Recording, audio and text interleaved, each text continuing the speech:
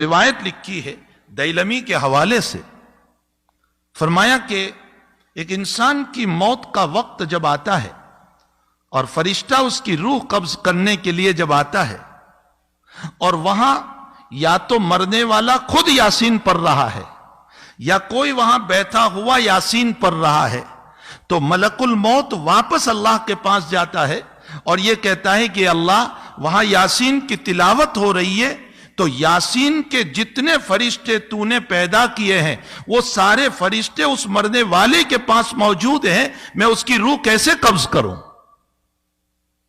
اس کی روح کو میں کیسے قبض کروں؟ وہاں تو سارے فرشتے موجود ہیں۔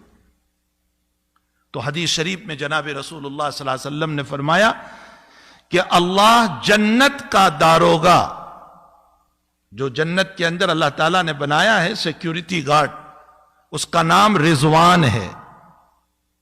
یہ رضوان کو اللہ بھیجتا ہے اس مرنے والے کے پاس اور اس کو جنت کے نظائر بتاتا ہے کہ یہ تیرے لیے تیار ہے، یہ باغ ہے، یہ مکان ہے، یہ چیزیں اللہ نے تیار کر رکھی، اور اخیر میں وہ جملہ کہتا ہے اللہ تیرا منتظر ہے، چل جلدی تو۔ جب یہ جملہ کہا جاتا ہے کہ اللہ تیرے انتظار میں ہے، وہ اپنی روح چھوڑ دیتا ہے۔ یہ یاسین شریف کی برکت ہے۔ حدیث شریف میں آتا ہے کہ موت کے موقع پر اگر یاسین شریف کی تلاوت کی جائے تو روح کے نکلنے میں بہت آسانی پیدا ہو جاتی، سہولت پیدا ہو جاتی۔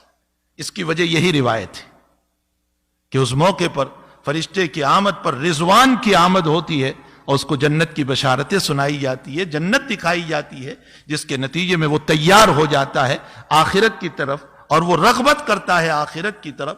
تو سورہ یاسین شریف کتنی اہم سورت ہے۔ روایتوں میں ہے کہ بیماریوں کو دور کرنے کے لیے سورہ یاسین کی تلاوت ہے، اور اگر زیادہ بیماری ہے تو عروس القرآن پڑھو۔ عروس القرآن کا معنی سورہ رحمان، سورہ رحمان پڑھو۔ اور اگر لا علاج بیماری ہو گئی، ڈاکٹر نے منع کر دیا کینسر ہے اچھا نہیں ہوگا، ایڈس ہے اچھا نہیں ہوگا، فلاں بیماری ہے اچھی نہیں ہوگی، یہ وبا چل رہی ہے اور لنگس سارے ڈاؤن ہو چکے ہیں، اب یہ اچھا نہیں ہوگا، تو اللہ کے حبیب نے فرمایا سورہ تغابن پڑھو، اللہ لا علاج مرض کو اچھا کر دے گا۔ کتنی دیر لگتی ہے سورہ تغابن؟ 2 رکوع کی سورت ہے۔ یاسین شریف، سورہ رحمان، سورہ تغابن، ان سورتوں کے اندر اللہ نے کتنے فضائل رکھے۔ اور اگر الحمد شریف، اللہ اکبر، اللہ تعالیٰ قرآن کریم میں الحمد شریف کے باب میں یوں فرماتے ہیں کہ سبع المثانی والقرآن العظیم، فرمایا پورا قرآن اگر آپ کو دیکھنا ہو تو الحمد شریف ہے۔ اسی لیے روزانہ اہتمام کیا جائے الحمد شریف کے باب میں۔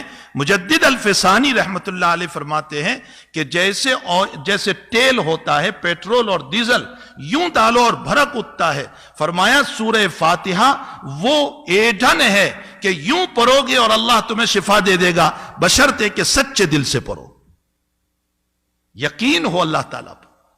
نبی علیہ الصلوۃ والسلام کا معمول گرامی تھا کہ ہر نماز کے بعد، چاہے اس کے بعد سنتیں ہو یا سنتیں نہ ہو، سنتیں ہیں تو سنتوں کے بعد، اور سنت نہیں ہے تو فرض کے بعد، حضرت کا معمول تھا آیت الکرسی پڑھتے تھے ایک مرتبہ، تو آیت الکرسی پڑھی جائے۔ سورہ ناس اور فلق کے باب میں لکھا ہے کہ جو انسان ہر نماز کے بعد سورہ ناس اور فلق کو پڑھے گا، اللہ حاسدین کے حسد سے، جناتوں کے شرارتوں سے، بد اخلاق انسانوں کی شرارتوں سے اللہ اس کی حفاظت کرے گا۔ یہ نہیں کہ شرارت دور ہوگی، شرارت تو ہوتی رہتی ہے، لیکن اللہ شرارتوں سے حفاظت کرے گا، اس کو یہ فیک نہیں ہونے دے گا۔ ایک حدیث شریف میں حضور پاک صلی اللہ علیہ وسلم نے فرمایا اگر تمہاری دنیا کے باب میں مسئلہ یہ ہو گیا کہ آمدنی کم ہو گئی، حالات ٹھیک نہیں ہے، ضرورتیں پوری نہیں ہو رہی ہے، آج سارے لوگ کہہ رہے ہیں نا ضرورتیں پوری نہیں ہو رہی ہے، آمدنی کم ہو گئی ہے، دکان ٹھیک نہیں چل رہی ہے، جاب نہیں مل رہا ہے، پریشانیوں میں مبتلا ہو گئے، اللہ کے نبی فرماتے روزانہ سورۃ الواقعہ کی تلاوت کرو۔ اس سورہ واقعہ کی برکت سے اور میں مسجد میں بیٹھ کر قسم کھا کر کہتا ہوں ہفتہ نہیں گزرے گا اللہ راستہ کھول دے گا. سورہ واقعہ کی تلاوت کرو, اللہ راستوں کو کھولے گا. جگہ جگہ جگہ جگہ ہمارے پاس علاج موجود ہے اور ہم صرف چلا رہے ہیں کہ یہ ہو گیا, وہ ہو گیا, فلاں ہو گیا, بیماریاں ہیں, مصائب ہے, حالات ہیں. جبکہ اللہ تعالیٰ نے اس آگ کو بجھانے کی اور ان بیماریوں کو رفع کرنے کے لیے ہمیں قرآن کریم دیا ہے. ہمیں چاہیے کہ اس عظیم المرتبت قرآن کی روزانہ تلاوت کریں. کم سے کم 1 مرتبہ یاسین شریف روزانہ پڑھنا چاہیے, کم سے کم. اور سورہ کہف کے بعد میں ہے, حضور پاک صلی اللہ علیہ وسلم نے فرمایا جو انسان سورہ کہف کی تلاوت کرے گا اللہ دجالی فتنوں سے محفوظ رکھے گا اس کو. اگر دجال آ گیا تو دجالی فتنوں سے محفوظ رکھے گا. چلو آپ کہو گے ہمارے وقت میں دجال کہاں, ارے وہ بڑا دجال نہیں, چھوٹے دجال تو ہیں دنیا میں بہت سارے, جو فتین لوگ ہیں, فتنہ کرتے رہتے ہیں, لوگوں کو جو ہیں پریشان کرتے رہتے ہیں, حالات میں ڈالتے رہتے ہیں. یہ چھوٹے دجال کا معنی کیا ہے؟ فریب دینا, دھوکہ دینا. یہ لوگ آج تو موجود ہیں.